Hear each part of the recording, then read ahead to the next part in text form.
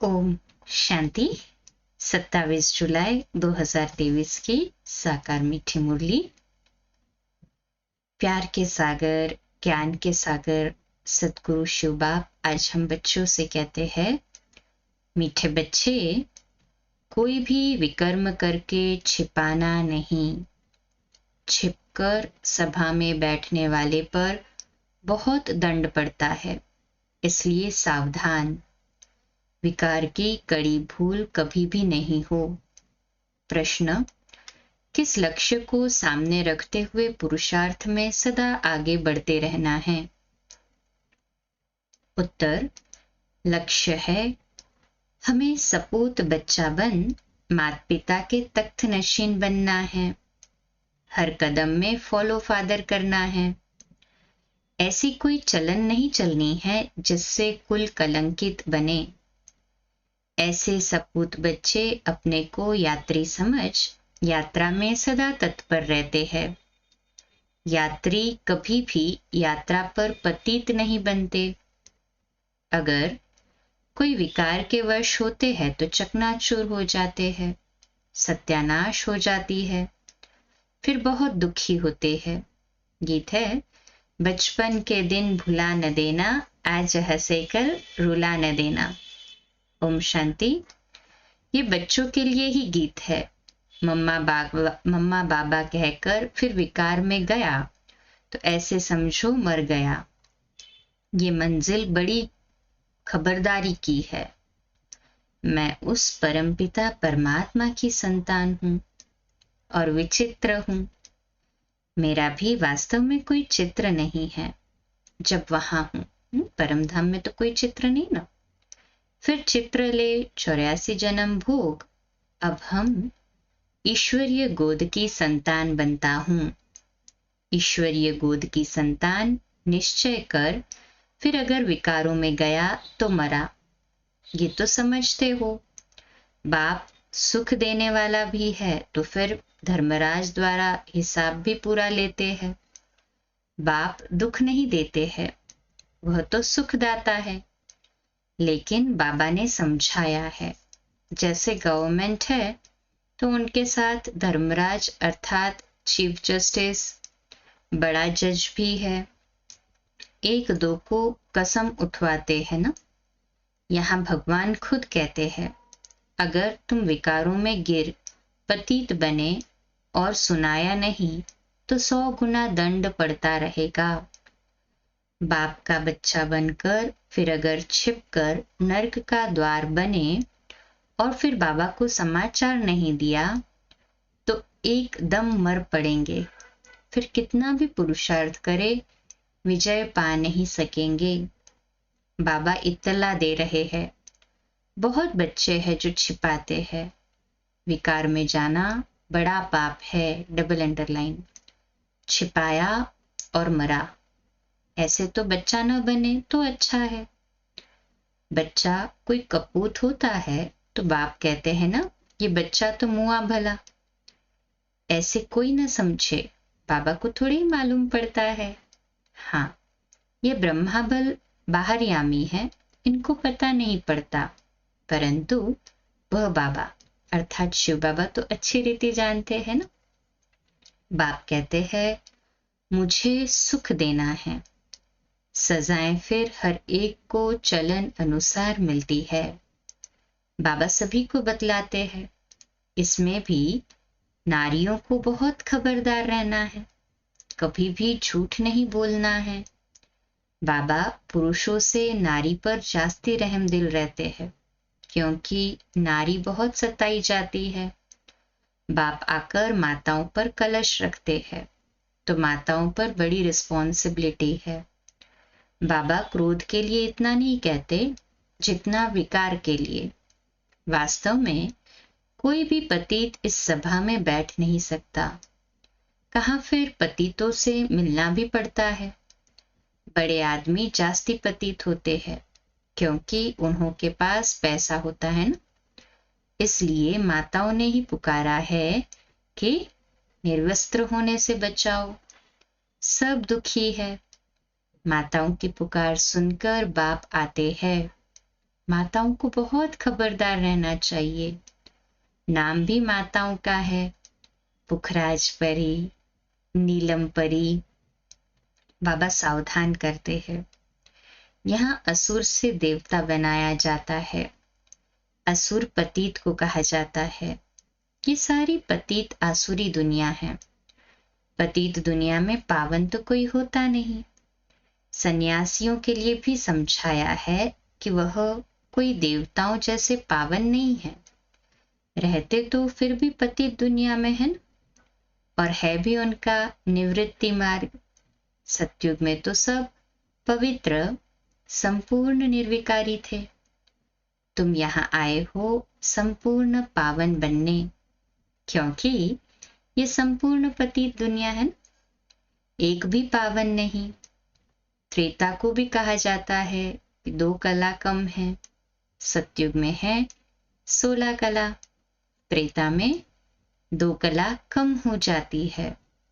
वास्तव में त्रेता को स्वर्ग नहीं कहेंगे, स्वर्ग है ही सतयुग।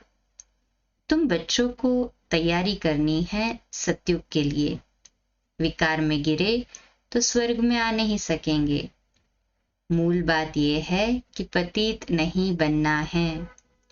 शिव बाबा तो जानते हैं, परंतु एक एक से कितना पूछते रहेंगे। अपवित्र बन और फिर छिपाया तो बहुत बहुत कड़ी सजा भोगनी पड़ेगी। Attention please. बाबा कड़ा शब्द कहते हैं आज। ट्रिब्यूनल बैठती है, फिर ये बाबा भी बैठेंगे, धर्मराज भी बैठेंगे। फिर धर्मराज बतलाते हैं, तुम फलाने समय विकार में गए और सभा में आकर बैठे, बताया नहीं था, अब खाओ सजा। इसलिए बाबा कहते हैं बहुत खबरदार रहना है। कभी भी विकार में जाकर फिर यहाँ बैठ नहीं सकते। ऐसे बहुत सेंटर्स पर आकर बैठते हैं। बाबा जानते हैं, अगर कहे न बैठो तो कोई समय फिर असुर बन विघ्न डालते हैं, ट्रेटर बन पड़ेंगे, हंगामा करने लग पड़ेंगे। इसको कहा जाता है पतित राज्य, कांटों की दुनिया। राजा रानी तो है ना, यथा बड़े मिनिस्टर तथा प्रजा, वह इन बातों को समझेंगे नहीं। सच्चे बाबा के साथ सच्चा होना चाहिए। सच्चे दिल पर साहिब राजी, बुद्धि का ताला खोल देंगे। सच्ची दिल नहीं होगी तो ताला नहीं खोलेंगे, फिर मुरझाते रहेंगे, विघ्न पड़ते रहेंगे। इसलिए बाबा समझा देते हैं। शास्त्रों में भी लिखा हुआ है, इंद्रप्रस्थ में शैतान आकर छिपकर बैठ जाते थे। यहाँ अथवा सेंटर में तो ऐसे ही आकर बैठ जाते हैं। देखें क्या है, फिर कन्याओं को देखेंगे, चंचलता करेंगे। अब बेहद का बाप आकर बच्चों को समझाते हैं। दुनिया नहीं जानती, भगवान तो खुद ज्ञान का सागर है, वो बैठ समझाते हैं। उस बाप को ही याद करना है, क्योंकि अब वापस जाना है। किसको याद करना है? तो शिव बाबा को याद करना है। वापस जाना है ना। जब वापस जाना है दुनिया, ये पुरानी दुनिया से नई दुनिया में, तो याद भी उसी को करना है। उसको याद करने से ही आत्मा प्योर बनती है। इसलिए बाबा कहते हैं कि शिव बाप को याद करो।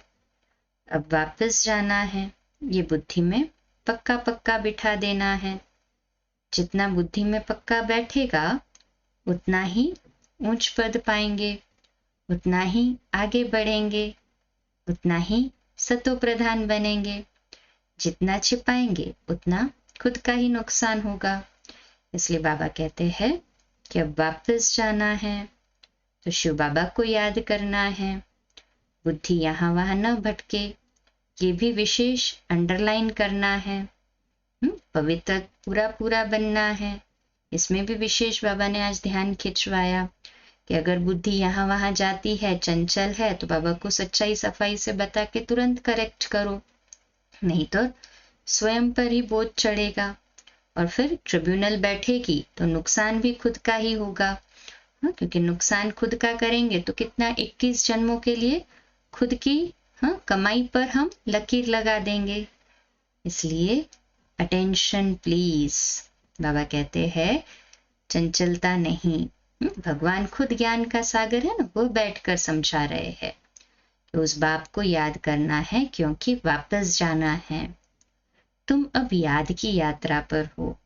तीर्थ यात्रा पर कभी कोई विकार में नहीं जाते। ये लंबी यात्रा है। जब तक जीते हैं तब तक यात्रा पर है। यात्रा पर चलते चलते आकर विकार में गया तो चकनाचूर हो जाएगा। तो ये ख्याल में रखना, हम यात्रा पर है, विकार में नहीं जाना है। आजकल दुनिया तो बहुत गंदी है ना। तीर्थों पर भी पंडे लोग बहुत गंदे होते हैं। बाबा अनुभवी बहुत है तो बाप आकर सबसे जास्ती कन्याओं और माताओं को उठाते हैं। जगत अम्बा शक्ति सेना नाम गाया हुआ है।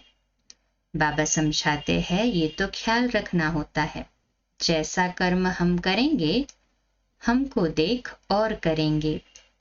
अगर बीके में ही कोई विकार, देह अभिमान व लोभ आदि होगा तो सर्विस कर नहीं सकेंगी, फिर नापास हो जाती है। जिज्ञासु नाराज हो जाते हैं। ब्रह्मा कुमारी अच्छी होगी तो जरूर अच्छा दुकान चलाएगी। जो अच्छी सर्विस करते हैं तो महाराजा महारानी बनते हैं। कम सर्विस तो महाराजा महारानी के दास दासियां बन पड़ेंगे। लक्ष्मी नारायण के पास दास दासियां भी तो होंगे ना। वह तो किंग क्वीन के साथ रहते हैं। यहाँ तुम मनुष्य से देवता बनते हो। तुम यात्रा पर हो। यात्रा को भूले, शिव बाबा अथवा स्वीट होम को भूले तो माया का थप्पड़ बड़ा जोर से लग जाता है। तुमको बहुत पुरुषार्थ करना है, विकार से बचकर रहना है। यहाँ कोई भी बात छिप नहीं सकती। शिव बाबा से कुछ छिप ना सके, सजा तो उनको देनी है। कहा जाता है फॉलो फादर मदर। फादर थोड़े ही ऐसे कुछ करेंगे। बाबा के पास बहुत आते हैं, उनकी बातचीत से ही पता पड़ जाता है कि ये पतित है, मुश्किल पवित्र रहते होंगे। शक पड़ता है, फिर मुरली में समझाना पड़ता है।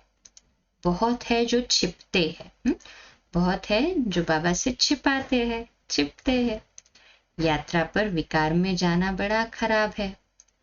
तुम विजय माला में पिरो नहीं सकेंगे। चाहते हो हम सूर्यवंशी बने तो यात्रा पर चलते कभी अपवित्र नहीं बनना है। डबल अंडरलाइन, यात्रा पर हूं। ये बच्चे भूलते रहते हैं। कोई तो सारे दिन में 1 घंटा आधा घंटा भी याद नहीं करते। बाबा की याद में रहना बड़ा मुश्किल है। फिर रॉयल घराने में भी आकर दास दासी पद पाते हैं। पुरुषार्थ कर माता पिता के तख्त नशीन बन दिखाओ, नहीं तो बाप कहेंगे कपूत बच्चा है जो ठीक रीति से चलते नहीं है। तुम ब्राह्मण यात्रा पर हो। अगर कुछ ऐसी चल कुल को कलंक लगाया तो बहुत सजा खाएंगे। जन्म जन्मांतर तो गर्भ जेल बर्ड्स बने हो। कौन सा टाइटल दिया? जन्म जन्मांतर गर्भ जेल बर्ड्स बने हो। इस समय सभी मनुष्य जेल बर्ड्स है, घड़ी घड़ी सजा खाते हैं। तुमको तो अभी गर्भ महल में जाना है ना? कहे हाँ जी बाबा। तो कितनी मेहनत करनी चाहिए।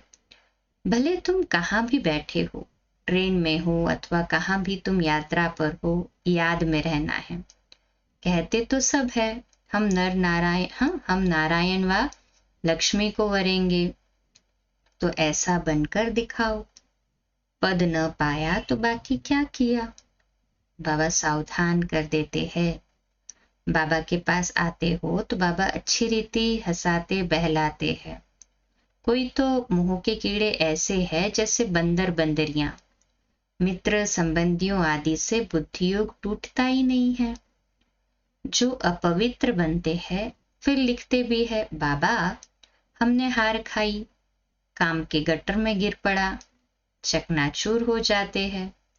बाबा सावधान करते रहते हैं, तुम यात्रा पर हो, काम विकार यहाँ नहीं होना चाहिए, नहीं तो बहुत दुखी होंगे। बाप से वैकुंठ का वर्षा लेना है तो ऐसे भूल कर भी अपनी सत्यानाश नहीं कर देना।